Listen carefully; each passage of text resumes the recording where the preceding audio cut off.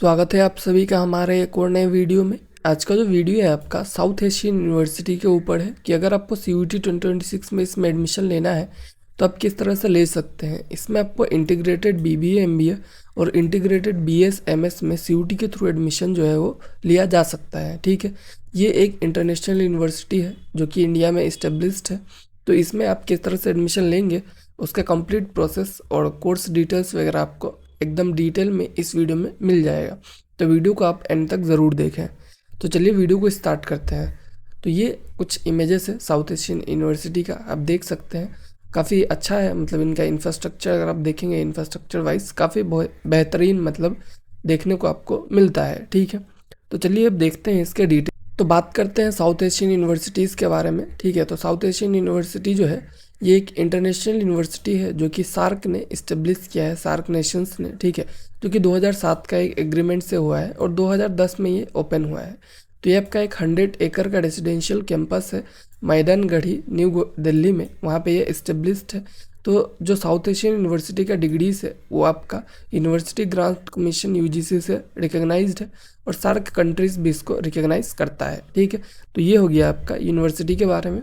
अगर आप बात करें कि कौन कौन से कोर्सेज आपको ऑफर किए जाते हैं CUET UG 2026 में, तो सबसे पहला है आपका इंटीग्रेटेड BBA MBA। ठीक है, इस प्रोग्राम को ऑफर किया जाता है और इसमें आपको जनरल एप्टीट्यूड टेस्ट जो है वो उसका एग्ज़ाम दे के आप यहाँ पे जा सकते हैं। ठीक है, उसके बाद अगर बात किया जाए इंटीग्रेटेड BS MS का, तो इसमें आपको कोई भी मतलब दोनों सब्जेक्ट रहना चाहिए। ठीक है, मैथ्स और आपका फिजिक्स, बायोलॉजी और केमिस्ट्री, इन चारों सब्जेक्ट में से कोई भी 2 सब्जेक्ट आपका रहना चाहिए, तब जाके आप जो है यहाँ पे एडमिशन ले सकते हैं। तो ये हो गया कि कौन कौन से कोर्सेज आपको इस यूनिवर्सिटी में देखने को मिलेगा। उसके बाद बात करते हैं एलिजिबिलिटी का। तो एलिजिबिलिटी में आपको अगर इंटीग्रेटेड BBA MBA 5 ईयर्स में एडमिशन लेना है तो आप जो है एटलीस्ट क्लास 12 पास होने चाहिए किसी भी स्ट्रीम से, और आपका मार्क्स जो है 50% के इक्वल या उससे ज़्यादा होना चाहिए। इंटीग्रेटेड BS MS जो है आपका साइंस का कोर्स है। ठीक है, इसमें आपका क्लास 12 साइंस स्ट्रीम से होना चाहिए। एवरेज में अगर बात किया जाए तो आपका 65% से ज़्यादा मार्क्स होना चाहिए या फिर इक्वल टू 65% होना चाहिए। ठीक है, और आप जो है मतलब फिजिक्स केमिस्ट्री मैथ्स बायो में से एटलीस्ट 2 सब्जेक्ट जो है क्लास 12 में पढ़े होने चाहिए, जो कि जनरली सबका होता ही है। तो अगर आपके पास ये एलिजिबिलिटी है, इतना जो भी मैंने मेंशन किया है, तो आप जो है इसमें अप्लाई कर सकते हैं और यहाँ पे जाके अपना स्टडीज़ को कंप्लीट कर सकते हैं। ठीक है, फीस स्ट्रक्चर का बात किया जाए इंडियन नेशनल्स के लिए, जो भी इंडियन स्टूडेंट है उनके लिए इसका फीस स्ट्रक्चर किस टाइप का रहता है। तो आपका जो इंटीग्रेटेड BS MS का कोर्स है, तो जनरली ये इंटरनेशनल यूनिवर्सिटी होने की वजह से इसका फ़ीस जो है आपको USD में देखने को मिलता है। तो फीस स्ट्रक्चर में आपका USD 800 BS MS कोर्सेज के लिए, ठीक है, मतलब कि आपका 69,600 के आसपास, मतलब अराउंड 70,000 के आसपास पर सेमिस्टर फीस है इसका। उसके बाद अगर आपका बात किया जाए इंटीग्रेटेड BBA MBA का, तो जो आपका फीस है इसमें 2 अलग अलग पार्ट में है। जो आपका BBA जब तक चलेगा, ठीक है, BBA जब तक चलेगा तब तक आपका फीस जो है $1000 के आसपास, यानी कि 87-88,000 जो है उस हिसाब से आप कैलकुलेट कर सकते हैं। उसके बाद आपका पर सेमिस्टर जो है MBA का जो फीस है, ठीक है, वो आपका 1500 USD यानी कि 1,30,000 के आसपास रहता है। तो इस हिसाब से देखा जाए तो आपका पर ईयर फीस जो है वो बहुत ही ज़्यादा रहेगा। ठीक है, BBA के पोर्शन में आपका बात किया जाए तो अगर हम लोग इस तरह से देखेंगे तो आपका 1,70,000 80,000 के आसपास फीस रहता है, और MBA पोर्शन में वो जो है 2,70,000-80,000 तक जा सकता है। ठीक है, तो ये जो है आपका पर ईयर फीस उस हिसाब से रह सकता है। ये आपका फ़ीस हो गया जो जनरल कोर्स फीस। उसके बाद और भी कुछ अलग अलग चार्जेस है, लाइक वन टाइम रजिस्ट्रेशन आपको $20 देना है, एडमिशन जो है 200 USD, रिफंडेबल डिपॉजिट जो है आपका 200 USD का रहेगा। तो ये सब जो अलग अलग चीज़ है सब मिला के एक्स्ट्रा भी आपका $400-500 के आसपास, यानी कि 40-50 हज़ार के आसपास रह जाता है। ये सब आपका फ़ीस स्ट्रक्चर हो गया जो भी आप इंडियन स्टूडेंट्स हैं उनके लिए। ठीक है, उसके बाद कट ऑफ का बात किया जाए तो कट ऑफ का कोई ऑफिशियल डेटा इन लोगों ने रिलीज़ नहीं किया है।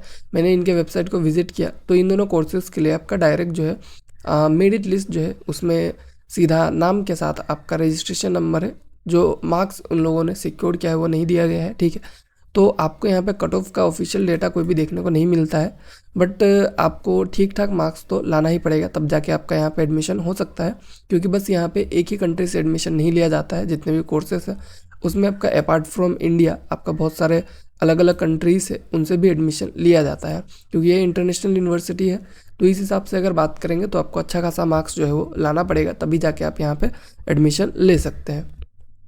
स्टेप बाय स्टेप अगर एडमिशन प्रोसेस का बात किया जाए तो सबसे पहले आपको एलिजिबिलिटी देखना है, आपको जिस भी कोर्स में एडमिशन लेना है, ठीक है। तो एलिजिबिलिटी मैंने आपको बता दिया है, उस एलिजिबिलिटी के हिसाब से अगर आप एलिजिबल है और आप जो है यहाँ के फ़ीस को अफोर्ड कर सकते हैं, अगर आपको यहाँ पे पढ़ना है तो आप जो है यहाँ पे जा सकते हैं।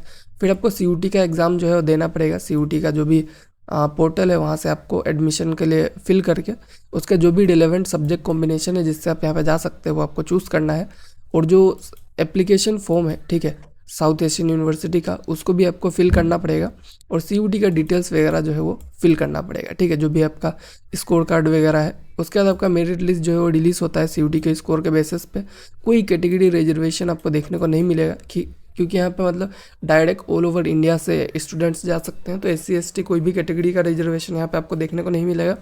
जनरल आपका एडमिशन होता है तो उस बेसिस पे आप जो है इंडियन नेशनल है तो आपको मतलब कोई भी कैटेगरी देखने को नहीं मिलता है। उसके बाद एडमिशन जब आपको ऑफर आएगा मेरिट लिस्ट के थ्रू तो आपको डॉक्यूमेंट वेरिफिकेशन वगैरह करना पड़ेगा, एडमिशन फ़ी जो है वो आपको देना पड़ेगा, ठीक है। ये सब देने के बाद आपको ओरिजिनल डॉक्यूमेंट्स वगैरह वेरिफिकेशन के लिए भेज देना है। फिर आपका जो एडमिशन हो जाएगा, सीट आपको अलॉट हो जाएगा, फिर आप जो है क्लासेस जो है यहाँ पे स्टार्ट कर सकते हैं। तो इसी तरह से आप जो है साउथ एशियन यूनिवर्सिटी में एडमिशन ले सकते हैं। तो अगर आप ऑब्वियसली फ़ीस अफोर्ड कर सकते हैं तो आप जो है यहाँ पे ज़रूर जाइए, क्योंकि इंटरनेशनल यूनिवर्सिटी है, बहुत अच्छा मौका आपको मिलता है यहाँ पे जाके, मतलब अलग अलग लोगों से मिलने का, पढ़ने का, और आपका वैल्यू जो है वो ज़्यादा रहेगा। तो ये हो गया आपका साउथ एशियन यूनिवर्सिटी के बारे में। अगर आपको वीडियो इन्फॉर्मेटिव लगा है तो आप हमारे साथ जुड़ सकते हैं। Thank you all.